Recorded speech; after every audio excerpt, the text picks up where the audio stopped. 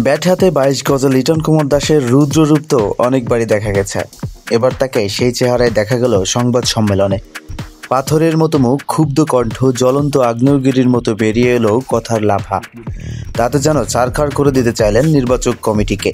শামীম হোসেনের বাদ পড়াও সেই প্রতিক্রিয়া নিয়ে অধিনায়ক যেভাবে উগরে দিলেন ক্ষোভ, বাংলাদেশ ক্রিকেটে ইতিহাসে তা বিরল।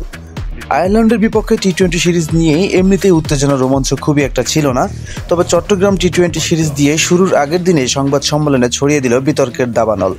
দল থেকে বাদ পড়ে শামীমের প্রসঙ্গ উঠলেই বদলে গেল সবকিছু। লিটন সরাসরি জানিয়ে দিলেন শামীমকে বাদ দেওয়া হয়েছে তার সঙ্গে কোনো আলোচনা না করেই। অধিনায়ক হিসেবে তিনি যে এত আহত হয়েছেন সেটি তা লুকালেন না।